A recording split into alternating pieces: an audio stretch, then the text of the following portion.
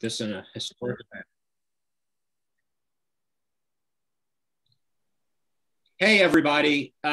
Welcome back to the 1455 Author Series, which this month features Brian Broome.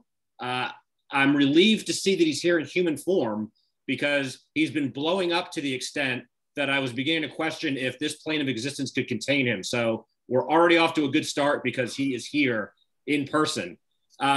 If this is your first time checking us out, thanks for doing so. You picked a great night to get to know the 1455 experience. Real quick, I'm Shawn Murphy. I'm the executive director. 1455 is a nonprofit arts organization, and our mission is really pretty simple. We celebrate storytelling, and we do everything we can to build community through a series of free public programs, including this series, our vodcasts, and our upcoming summer festival, which we do every July.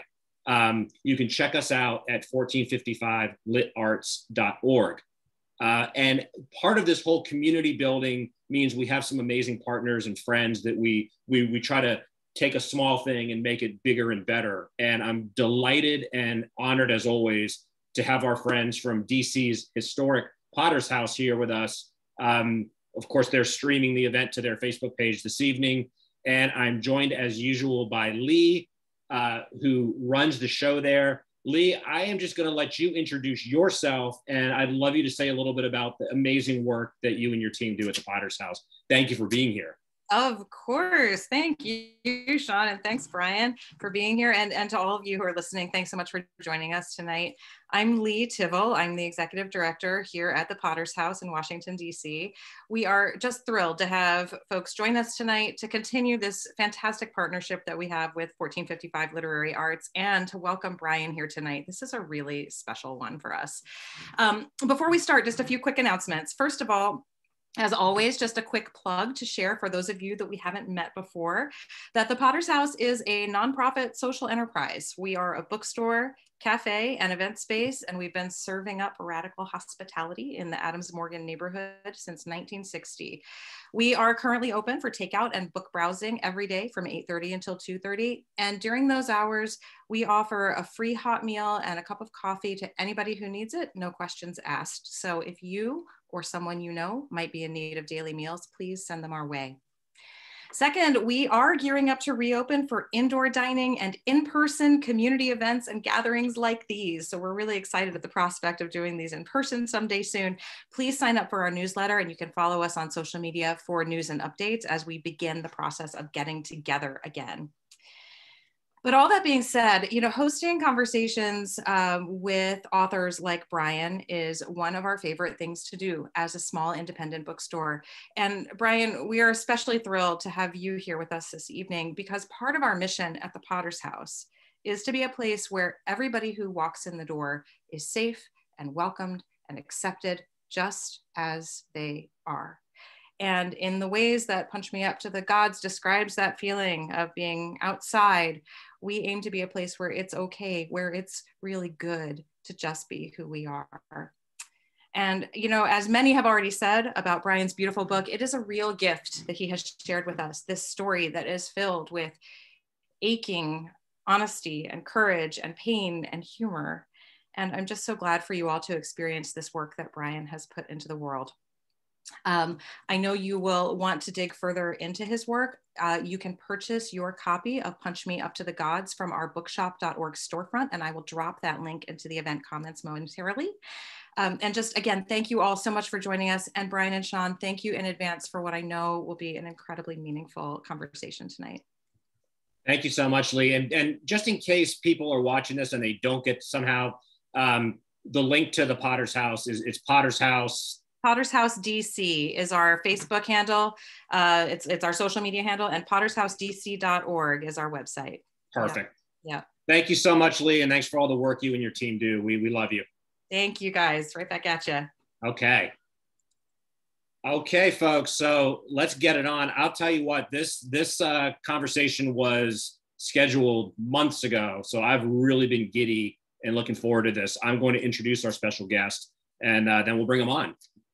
Brian Broome is a poet and screenwriter and a K. Leroy Irvis Fellow and instructor in the writing program at the University of Pittsburgh.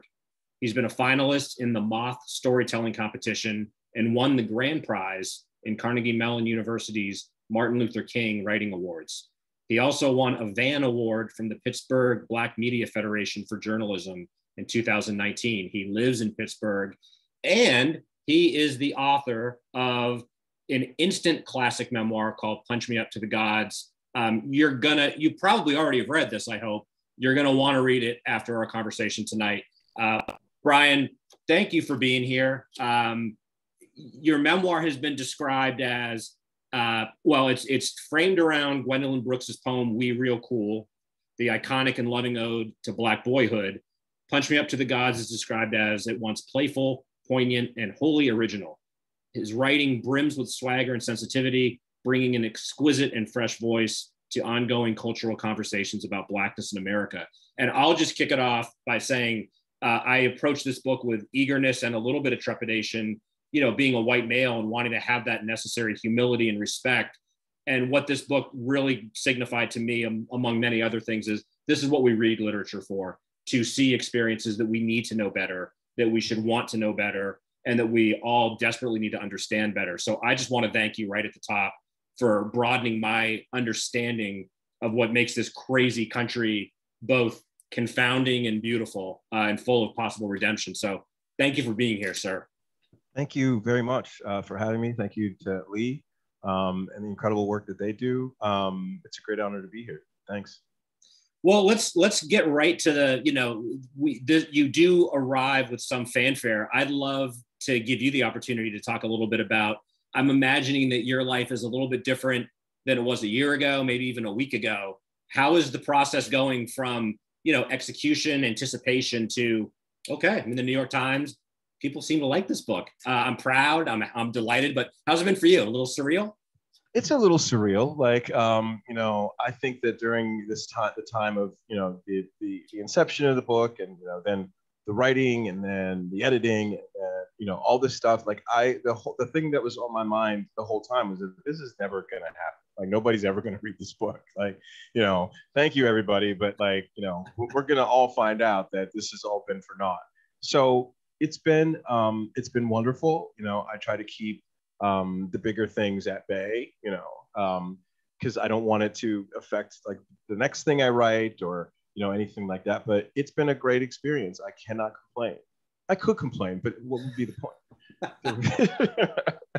No, well, we one of the things I love about the work I do, right, is we always talk about, I think correctly, how writing generally is a very solitary endeavor and it's just replete with rejection. So when a worthy piece of art finds the audience it deserves, it's always cause for celebration. And I think we'd be remiss to not stop. And, I know it would make you uncomfortable, but I don't feel the least bit uncomfortable saying, a great quality product. It so rarely seems to happen that it's cause for, I think, a special joy in the artistic community when we see one of our own, kind of go to a higher plane. Thank you. And you're right. Like, writing is such a bizarre art form, because you are sitting there alone and you're, and you don't know what's going to happen. It's this thing that you're creating and you don't know, how people are going to receive it. I guess that's the case with anybody who's creating anything, but writing is it's a solitary experience, like while you're doing it. And then, it moves out into the world more and more. And then, it's like having a kid. Well, I don't know what having a kid is like, but I'm sure it's exactly like writing a book. I'm sure it's exactly like that. It's just like having a kid, except you don't have to change the book's diapers, but there's a lot of other stinky things that happen during the process of a book, right? Yeah, exactly. So it is gratifying to, having spent, all that time just sort of sitting, in this chair, mostly, and then to see that people are responding to it in a positive way. Great. Well, we talked a little bit beforehand, and I'm glad you agree. I think because this is a memoir, because it's so deeply personal and it is in many regards the story of your life, although we'll get into the many other things this book achieves, I think it would be both appropriate and wonderful to have you kind of introduce the writing in your own voice. So if you want to read a passage of your choosing, I know I, for one, would be really happy to hear it. Sure, sure. I like this passage because I think it kind of introduces, it comes at the very beginning of the book. For context, I am standing at a bus stop and a toddler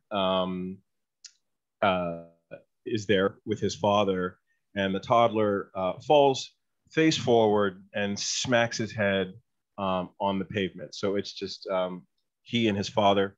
The toddler's name is Twan. Twan's father picks the boy up off the ground and places him on the bus stop bench before turning back to the flickering lights inside his phone. Twan has no interest in shaking this injury off. Be a man, Twan, the father says out of the corner of his mouth, eyes steady on the phone. Twan has no interest in being a man, and his screaming continues. Twan's father kneels down, grips the boy by the shoulders, and looks him straight in the eyes. Stop crying. Be a man, Twan. When I was a boy, I used to sit on the back steps of our house after an ass whooping, because afterward, I was always commanded not to leave our yard. My father would wander out after a long while with his head down, and the same hands he'd just used to whoop my ass shoved deeply into his pockets. Instead of letting the screen door slam as he usually did, he would close it carefully. He knew he had let his temper get the best of him, and so he would come out, weighed down by a remorse he was unable to express with words. He'd just sit down next to me and quietly look off into the distance. He'd fish out of his pocket a Winston cigarette and place it between his lips, use both hands on his lighter to light it, and exhale a thick cloud of ivory smoke. For a little while, he and I would share a silence that was occasionally broken by my hiccuping sobs and sharp intakes of air. Sometimes he would come out bearing gifts, a popsicle or a candy bar that he'd hand to me wordlessly while still looking out on the backyard.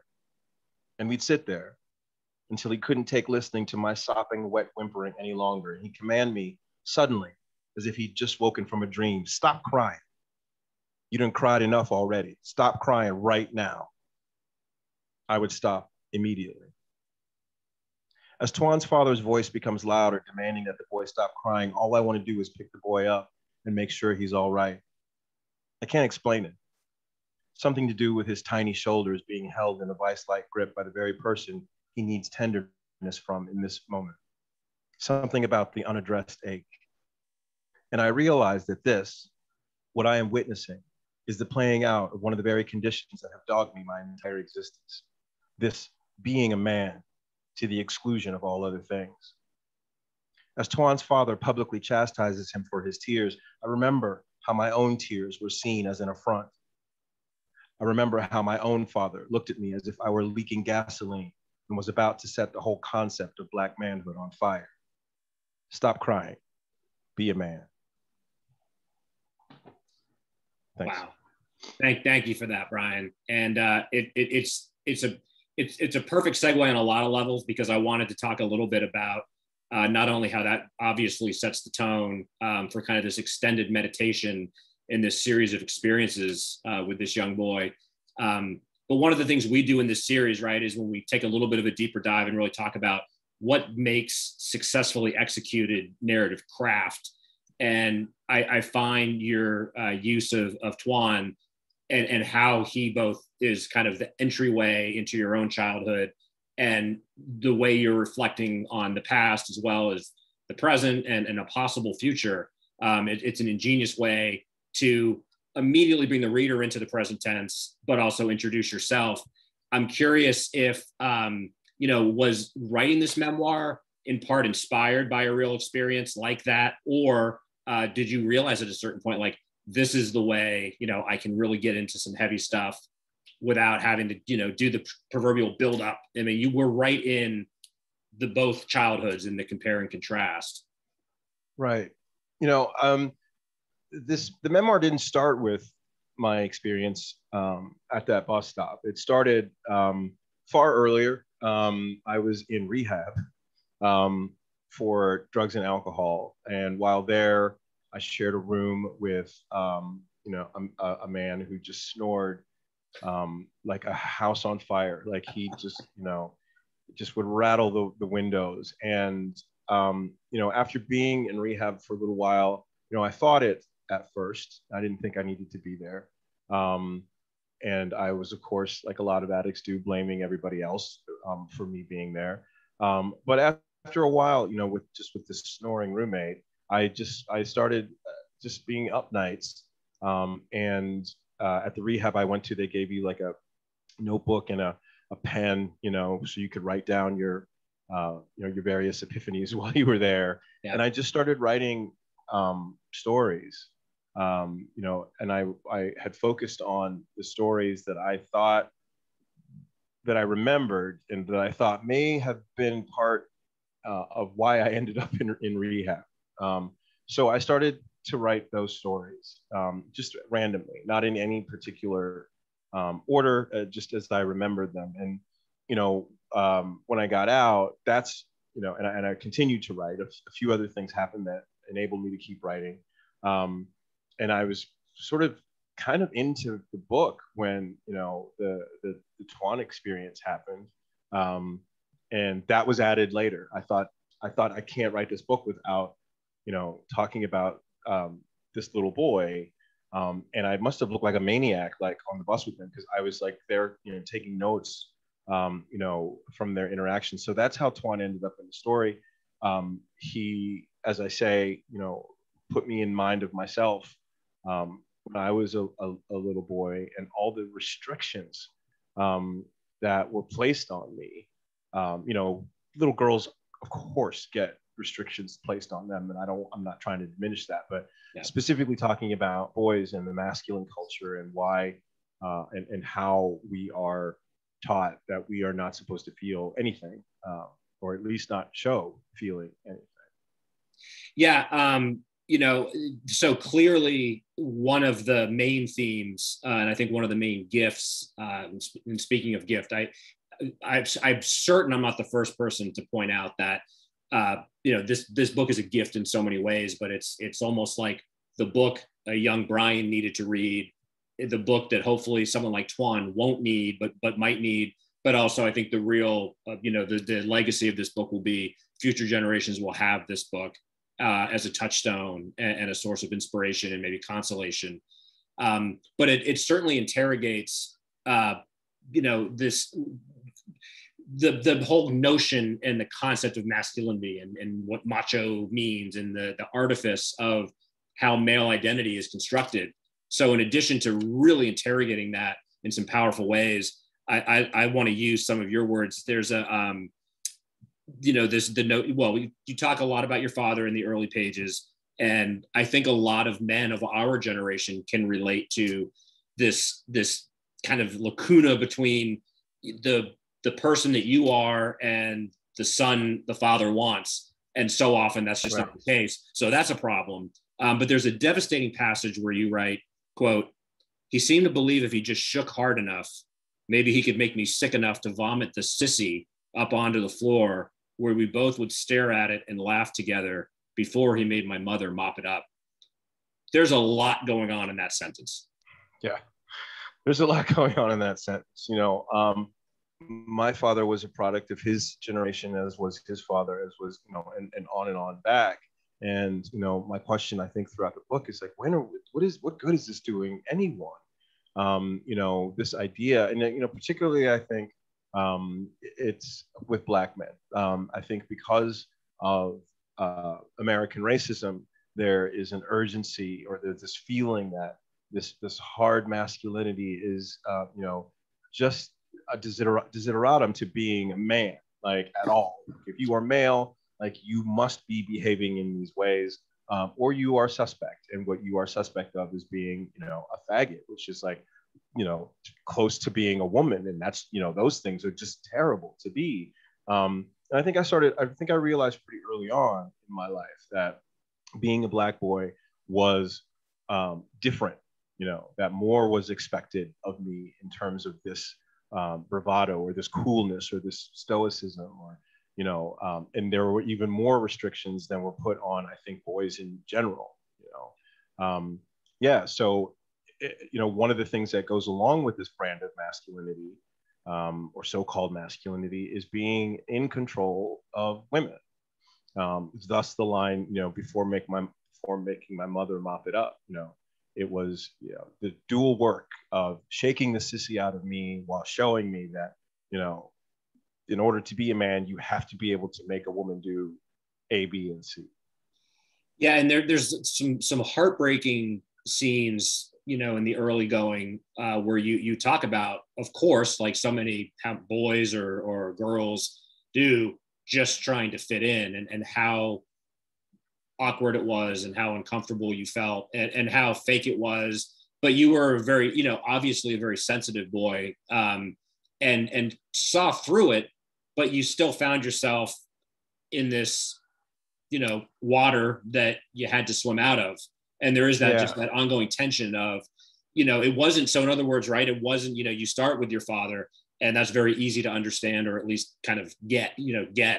But then you talk about kind of the social mores of being a young Black boy, and one of your friends who was a natural athlete, and the way he picked on you, and kind of the humiliation you had to suffer just to fit in. There's another quote. I'm going to quote you a lot tonight, because I always want to hold up the book and say, one, from a writer to a writer, when a book is heavily dog-eared, that's the ultimate street cred, because you can't fake that. But you talk at one point about, you found yourself being, and I think this is when you're on the bus, you're like, I find myself being afraid of my own people. And because, quote, not Black enough because I'm not man enough, not man enough because I like men. It's such a beautiful, painful observation. But I think that is the through line from young Brian to the Brian that's writing this book. Yeah, one of the things that you said isn't entirely correct, because I didn't really see through it when I was a kid. I just legitimately thought there was something wrong with me. I don't think I started to examine it until much later in life. But as you say, like being afraid of my own people, like I think that Black queer people face a specific kind of problem. There is homophobia in the Black community that hurts, because, as I say in the book, if your own people don't want you, where do you go? And then the rest of the world, you have to deal with racism. So you're between Scylla and Charybdis, you feel like at times, where you don't know where your home is, and that is another recurring theme, I think, in the book. Like, where is home for me? I still kind of ask myself that question a lot when I see homophobia from the Black community, which is based, I think, a lot in, religion and these codes of masculinity. You cannot be a gay man and be a man, according to a lot of these sort of like rules. And it takes away from your humanity, if you're not living up to these, or they try to take away from your humanity if you're not living up to these sort of codes, So yeah, I did spend a lot of time just sort of trying to find a way to fit in, like just somewhere, and really kind of bending over backwards, to do it, and twisting myself into unnatural shapes, and just lying, just outright lying all the time to everybody about all the things I was ashamed of, just trying to make myself worthy of this sort of weird love that I didn't feel like I was loved, And so when you don't feel like you're loved, you start to look for it in grimy places. And I found some grimy places. Sure.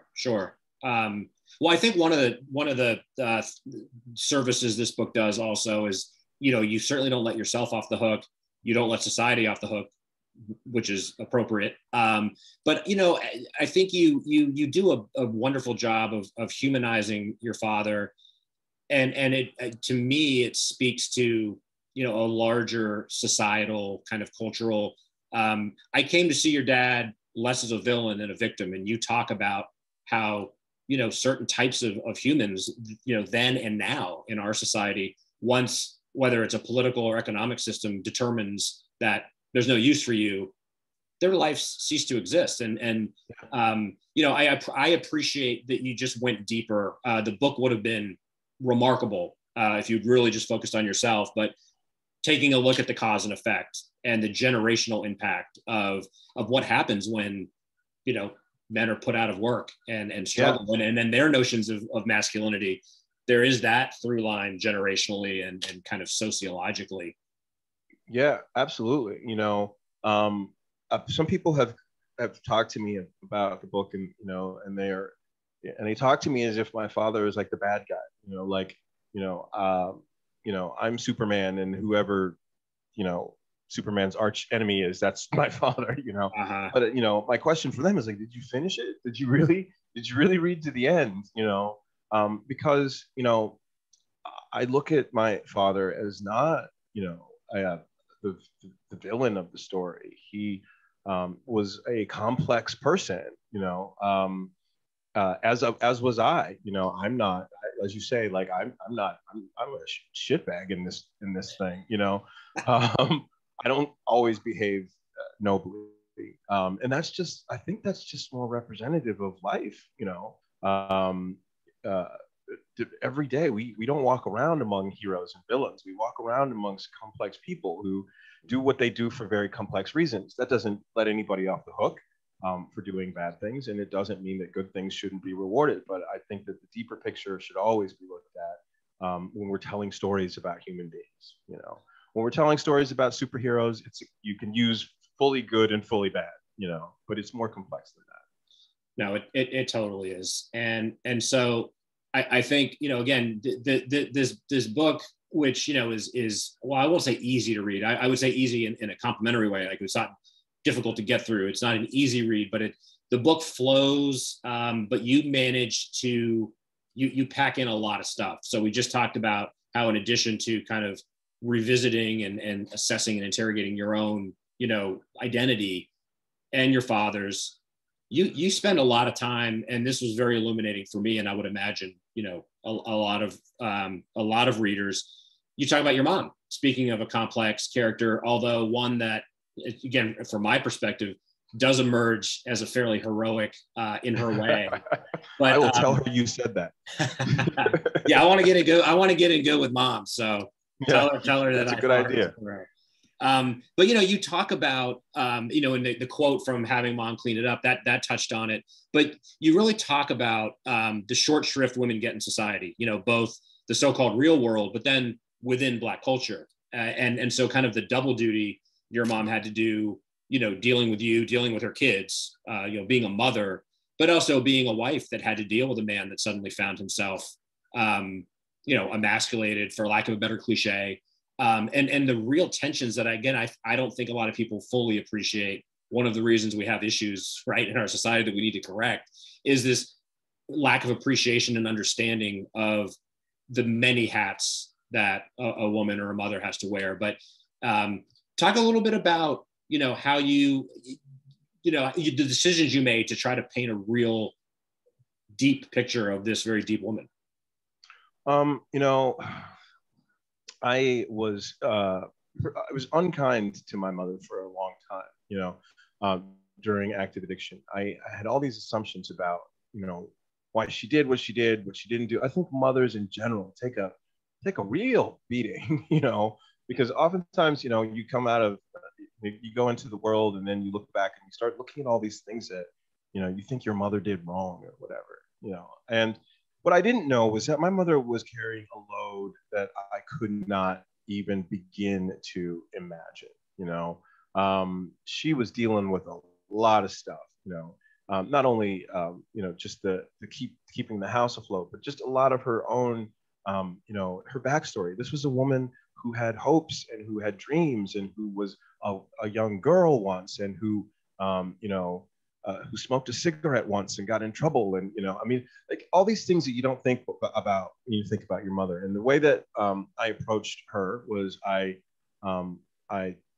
about the book was I took a microphone, this microphone right here, as a matter of fact, and I stuck it in her face and I said, tell me some stuff. Tell me about, you know, your life. Tell me about your mother. Tell me about her mother. You know, we had a really long conversation, and my mother was surprisingly open. She's not an open person. Like, she doesn't like to talk about the past. She doesn't like to talk about hurtful things, but she was very open with me. And it was a very weird thing. You know, it was just her and I sitting in this room with me holding this microphone, and she just spilled it. Like, she told me all about her past and how she had gotten to where she is today. And I was absolutely moved to find out, and this sounds horrible, I was moved to find out that my mother is a person, you know, and she wasn't put here to be my mother. You know, that's just something that she did along the way. So in listening to her, I just tried to imagine what she must have felt like, you know, during the more painful times in her life. And I crafted the story around her facts and what I thought, you know, it must feel like to be in that situation. And I was really nervous about it. I was really nervous about her reading it, you know. But luckily, you know, since I'm still here standing upright, she liked it, you know. She said, I got a text from her, you know, a few days after she got the book, and she said that she loved it and that she was very proud of it, that's about all I'm going to get. And that's enough, you know.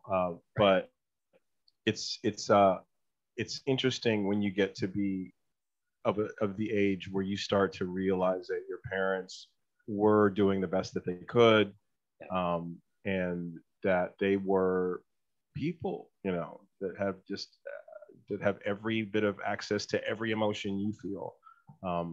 And that was surprising to me, you know. Well, you know, when we talk about writing, you know, but not necessarily in this series, but I think in general, we're talking about craft. Obviously, you know, for people that aren't writers, they always want to know what makes a writer tick. And of course, there's the curiosity and the creativity. Those are two absolutely critical components. But I think an overlooked aspect, just because it's seen as almost a cliche, is empathy. And I don't think good true writing can happen. I don't think you can have rounded characters without having empathy. And I think empathy comes from experience.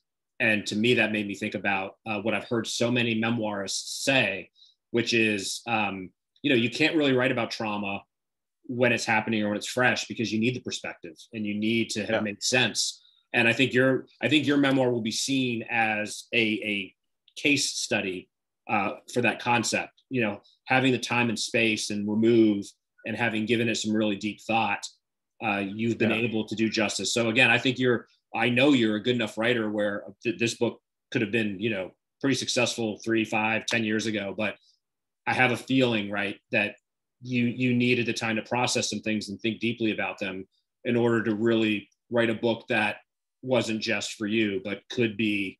And that's what I said at the outset, right? I think for certain types of, you know, Black boys, Black young men, this is just going to be such a gift. But for middle-aged white dudes, there's a lot that we should be learning and understanding, even if we think we're woke. But talk a little bit about, you know, the notion of distance and how that helps kind of shape your narrative strategy or your ability to write the book at all.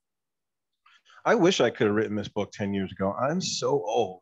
Like, I'm so creaky and old and just tired. And like, I just want all the kids off my lawn. That's all I want.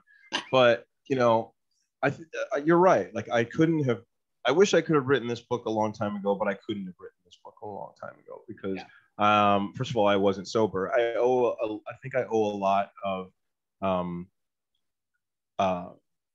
my desire to empathize to recovery. Because when you go into recovery, you know, you're thinking, when you're addicted, you're thinking about yourself, you know, only, you know, for various reasons. And that's not to say it is selfish. Sometimes you are protecting yourself. Sometimes, you know, you find it necessary to just focus on yourself. Like, you want to get high, you want to escape your pain. But going into recovery, you know, you begin the process of thinking about how your addiction affects other people. And once I started thinking about that, you know, I think writing became easier. You know, to sit and think of when I did this thing, you know, when I did A, B, and C, how much that have affected the people I did it to, you know, what could they have been thinking? Like, you know, to really try to get into that space, you know, I have regretted for too long, I think, being an older a late bloomer. I got out of rehab. I went back to college, at like, I forget how old I was, 45 or something like that. I was surrounded by 18-year-olds. It was a blow to the ego. And I kind of have lamented that, but this book couldn't have existed. And, the next book I write couldn't have existed without all that stuff behind me. And looking back at it and looking back at it with fresh eyes, so yeah, the distance is a good thing, because you have more time to craft a story around it and to craft a compelling story around it. Yeah, and I think, without having some of those thoughts and emotions fully baked, I don't know if a narrative decision like you made, where your mother's voice narrates one of the passages, which is it's a gamble that I think pays off, wonderfully. Curious, was that a result of the conversations you had, and you realized this voice needs to be in there, or? No, I got so tired of the sound of my own voice in this book. Like that literally was the decision maker. Like it wasn't like a thing where I interviewed my mother and I thought, oh, this will be good in the book. It went the other way. I was like, I'm going to interview my mother and put her in my book, because I'm tired of listening to myself. I'm tired of my own voice, and it becomes necessary to, I think, put somebody else's, story in it, because her story definitely informs mine, and everybody's mother's story informs their own story. So, I knew that to be true, but the baseline is that I was so tired of hearing me. But by the time I got to that chapter, I was like, it's time to bring in a pinch hitter. Like, I got to take a breather. I got to take a breather. I'm going to sit this chapter out and not just let her speak. Well, I think, you're being modest. I think one of the things that really does distinguish, and I'll just speak for myself, is my own, personal opinion, but one of the things I dislike about many memoirs I read that I don't think are successful is kind of the narcissism and the inability to not be fascinated with one's every thought, or to not really have thought about how did these things I did or didn't do impact other lives and maybe indirectly impact my life. This book goes in the very opposite direction. You're almost obsessed in a healthy way, in my opinion, making sure your father's voice is heard, your father's perspective is understood, his history is explained. And you definitely do that with your mom. And I think the way you use Tuan, as kind of a fill-in for, these potentially lost boys or struggling boys, I think you use your mother really effectively for the burden that a lot of Black women have or do deal with. You talk about, I'm going to quote you again, if I may. Where is it? Another devastating scene or passage. You write, when I was a kid, I thought the key to being a Black man was to learn to properly lean on things to look cool. What I didn't know at the time is that Black men lean on the most, whether we want to admit it or not, is Black women. Yeah, I think that is true. As I said before, one of these components of this thing we call masculinity is this idea that you must be in control of women. You must be somehow dominating them. You must be head of your household. She has to do what you say. That is a way of leaning on somebody for something that that you need. You have to be subservient in the wake of my strength.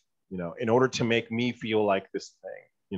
I've noticed that, like, throughout my life. You can see it, I think, in any culture, but because I am from Black culture, I specifically talk about it in Black culture.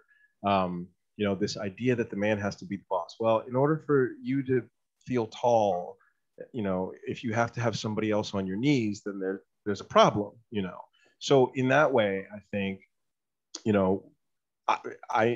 Black men have leaned on women, Black women, and, again, I'm sure it's in other cultures as well, but I saw a lot of that growing up.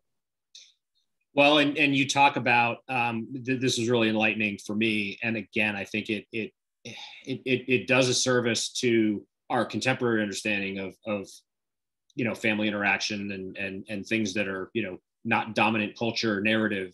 But you talk about, I wrote, the multicultural and complicated country, we all have much to learn and absorb. You write, my mother once told me that when she was a child in the Jim Crow South, a Black parent showing affection toward their children was a surefire way to let white people know what your weakness was. Yeah. And, that's, I would imagine most white readers are going to take a step back, and they'll never view history the same way. And again, that's good. But yeah.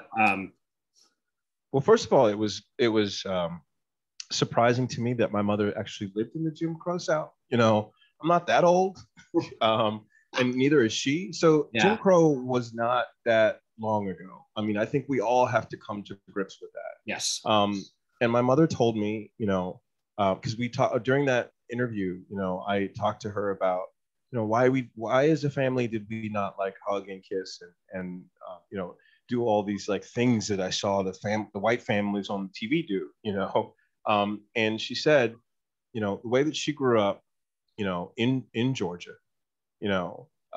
if a white person saw that you loved your kid, they would come for your kid,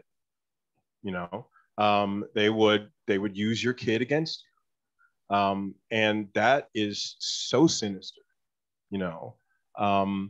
and so that coupled with the fact that you're also trying to sort of toughen your kid up for a world that is that harsh, you don't get a whole lot of hugs and kisses. You don't get a whole lot of I love yous, if any at all.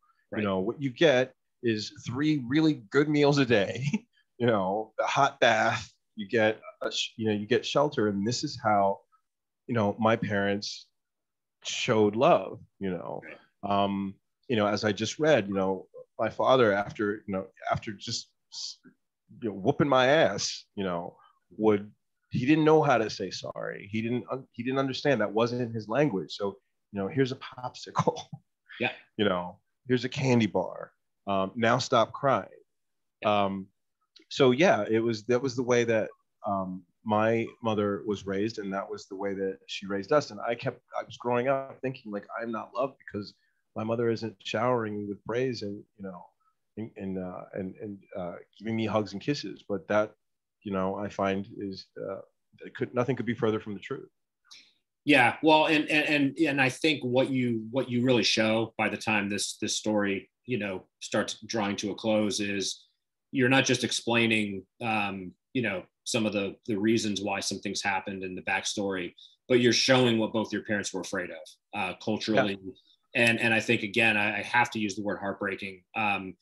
The idea, right, that not only were you or lots of kids that go through, or maybe of our generation, but mistaken in terms of assessing what they think is, well, he was just an asshole or they couldn't show emotion.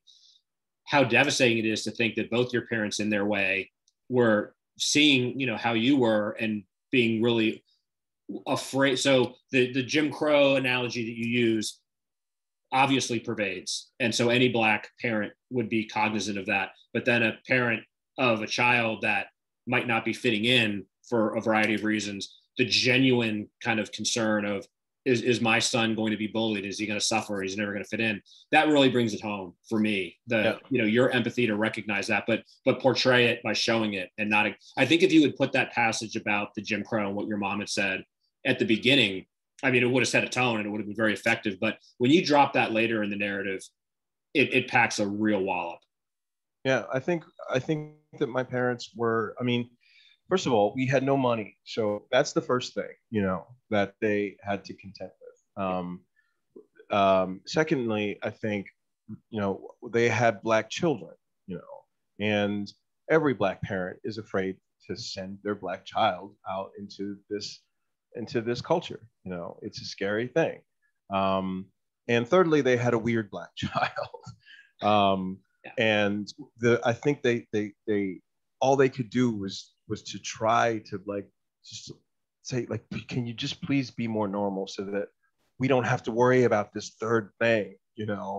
We got a couple of other bigger things on the stove right now. Can you please just be normal? And I couldn't be. And I think I took that as they just didn't like me, you know. Yeah. And they didn't have the language to say, I love you. So nothing ever was, you know, the communication of love just never got across. They were busy. They were trying to make a way out of no way. And then, you know, they have this weird kid who is, you know, kind of effeminate and weird, and he's getting beat up all over the neighborhood. Like, can you just please be normal? Yeah. So let's talk about that a little bit. I'd love to hear you say, you know, the Brian I'm talking to now, because I feel like I know you, right, from your book. But the notion of normal, like if you were to be asked, right, or do you ask yourself, so here's what I thought normal was or could be or should be. And again, that's when I say, with all humility, in a good way, I think many Americans can relate, you know, because of the systemic pressures of social media and capitalism, but way beyond that, you know, way beyond the typical like peer pressure. But I come out of your book with a sense that Brian Broome is very comfortable saying, the fuck is normal? And who we should be unpacking that, or we should be worrying less about what normal is, because normal is a construction. I will not sit here and tell you that I am completely out of the woods with that. You know, I will tell you 100% normal is, we know it to be bullshit. You know, we know it, you know, but am I going to be, am I going to act not normal? You know, I still struggle with that. My own personal behavior, you know, which I have governance over. You know, I think that I'm fairly like normal, right? Yeah. To use that weird ass word, right? Yeah. You know, I don't know what I would be if I were to completely eschew this idea of normalness. You know, I'm fascinated by what I might be if I were to. I think I would be a completely different person if I had let go of it. You know, but I'm sitting here and I'm using a particular kind of tone with you, and I'm wearing a dumb denim jacket, and like, you know, I'm like normal, right? Yeah. But at the same time, I know that it's all complete bullshit. Right. Somebody asked me the other day, like, there's a story in the book about me on the bus, and there's an effeminate man who gets on the bus who faces some harassment while I'm on the bus with him, and I do nothing. And somebody asked me, you know, recently, like, if you were in that situation now, do you think you would do something? And the only answer that I could give that was honest was that I would like to think that I would do something now, you know, given what I know. You know, I saw Lil Nas X in his new video where he like gives the devil a lap dance, and he's like strutting around. He's very proud and very flamboyant and like just amazing, marvelous. But while I was watching it, I was thinking, oh my, that's a lot. You know, he's really pushing it. And I was like, why am I thinking that? You know, why am I thinking that? And that's that same scared person that was on that bus that night, you know, who still resides within me. So normal, you know, I know that I am not in many, many, many ways. But as far as my presentation goes, I'm still clinging to it, I think. Well, and maybe we're talking about, you know, we're getting at a lot of, there's just a lot of layers, right? I mean, let's face it, to be a writer, you're not normal in what we would call the standard or accepted sense. But I think what you are both very generously and modestly not saying, and I'm not implying you don't actually feel this, but I guess my take is so many people struggle to fit in. So I would always personally question who is normal. You know, the people I think the closest to normalcy in American society is genuinely not caring what a lot of people think. But I think that's a position of privilege too, because to not care what people think, you probably need to be able to pay your bills and have a certain social circle. So you go down that rabbit hole. And so the concept of normalcy, I think, is necessarily complicated. But I think it's a fascinating, you know, thing to think about, where you, as a writer and as writers do, kind of define your identity or a way of understanding your identity through expression. And a lot of people, culturally and certainly, artistically don't have that gift or don't have that ability. So for me anyway, that was something there. I think the writer has alienation at a certain age and then eventually realizes, wow, it's good that I can put myself out there, or even just to myself. So I think you said that earlier, right? You're like, I don't even asking myself who I am or what I am. So I think it becomes a sort of armor and a weapon that one can use to own their own personality in whatever way that is, in ways that the so-called normal people, don't. Yeah, normal people suck. I mean, there's also, it was not very long ago, I was at a bus stop again, which is, I think, is where 90% of my life happens. And across the street, there was a drag queen. Now, I say drag queen because she was very, very done up, like in a very sort of like flamboyant way, with high heels, just 8 feet tall and a big red wig, and like just really out there. And this was in broad daylight. And there were, of course, people yelling, shit at, just horrible things. And I thought that person is free, all these people yelling shit don't even understand what they're confined by.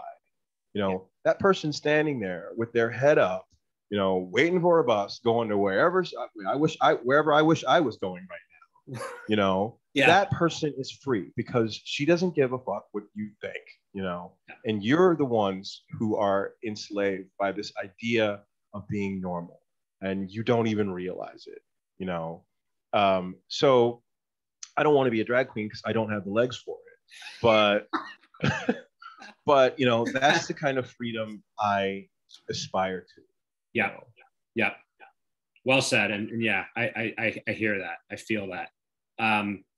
So as we wind down, the only other, and I want to apologize both to you and to the people watching. This is such a deep book that, I think I said at the outset, like I approached this with both trepidation and excitement because I was like, we're not going to run out of things to talk about, but there's so many, we didn't really get into the addiction angle. We didn't get into, some of your personal stories, but, in a way that's probably better, right? Because the real good nuggets, you got to read it, folks. You got to read it to get in there and see. And let me just tell you, there's plenty of humor in this book. And Mr. Broome has an exceptional ability to present scenes. So you can be a 7-year-old or you can be in a seedy bar and you're feeling it. But I wanted to talk just a little bit without getting real pointy headed, but the notion of truth, because that always comes up in these discussions. And I feel like, with memoir, even a writer of memoir, or maybe especially a writer of memoir, has to kind of negotiate how much truth is too much, and does it serve, the deeper needs of the narrative so that it's in fact effective. So just one guy's opinion, I think in full colors you do it. But, I want to just celebrate you for, I think a novelist has the safety net of plausible deniability. So if things are misinterpreted or misconstrued, especially in 2021, they can say, well, that was creative license. A memoirist, right, is putting themselves out there, and you're putting yourself out there. Did you have decisions to make? I have my own opinion. I think you were very unconstrained in all the right and admirable ways, but did you struggle a little bit with what's too much, or, what is the truth with a capital T, and how did you blend real history with the need to, bring forward a narrative that could do what you needed it to do? On a few occasions, some of the people who are in the book are still in my life. And I went to them and I said, look, I want to tell this story. And this is how I remember it. And in a couple of occasions, like there's a story about me and my friend Michael and his boyfriend at the time that really doesn't make me look good. And I went to Michael and I told him that story for the first time. Like I told him, this is what happened. And, and he was like, yeah, I remember that night, and just tell it. You're the one who looks like an asshole. So I try to really sit, I do a lot of, before I write, I really sit, and for this book especially, I really sit and try to remember, with fairness, like what happened. And I hope that I did that, for the people that I could have talked to, I talked to them. There's a scene with our chapter with me and a young woman that I was trying to date at the time. And she's still a friend of mine. And I was like, remember that night that blah, blah, blah. And she was like, yeah, you were terrible. That was, I got licensed. So when I could get licensed, I did get licensed. And I asked them, I asked people like, what do you not want me to say? And luckily, if they're still my friends now, they're like, there's nothing that you can't say. But there were things just from my own personal perspective. I can't tell that, Yeah. That's for me to work out on my own. That's for me to work out with the person that I hurt. It's not for public consumption. So there are limits. There's as much truth as I could get in there without hurting someone. And I got that bit of advice directly from my mom, because when I was interviewing her, she did say, I will tell you as much as I can tell you without causing pain to someone. And right. So that's just, that kind of set the tone. Yeah. Yeah. Well, I think, that kind of says it all. I think, the writer is addicted to truth, but there's kind of a deeper truth in storytelling. And I think if there's honesty there, most people appreciate that that's where that's going. And if that's the intent, is to present a real story, it's still refreshing that you were able to get, some positive kind of solidarity. The thing I wrote down was, kind of like my elevator pitch, if I was trying to really get at the heart of that aspect of the book, is you are unafraid to explore moments of shame, but it never feels like catharsis so much as transcendence. I am filled to the brim with shame. As I said, like a lot of this, writing this book was, I think part of my recovery. And there's a saying in recovery that you're only as sick as your secrets. And I know full well that while I was in active addiction, that I was not a good person. I have to, and that person is not gone. He didn't magically like disappear. That's still, those behaviors still reside within me. And so I try to keep that person at bay. I want to be a better person, right? So now I have this book in the world that will remind me, That's right. That of the the bad things that I'm capable of. And I think, it helps to keep me sober. It helps to keep me humble. It helps to keep me like, looking forward to the next thing. I hope that this book helps someone. I hope it entertains as books should do. I hope it's compelling. I hope it's interesting. But I also hope that these tales can be seen as also cautionary tales. This is what I did trying to make everybody love me. This is what I did when I was hooked on drugs. This is what I did when I was ashamed of being poor. This is what I did when I was ashamed of being Black. Please don't do these things. Yes. And I hope that people can relate to it and to learn from my mistakes and my shame. My shame is transcendent only in that it can help someone else.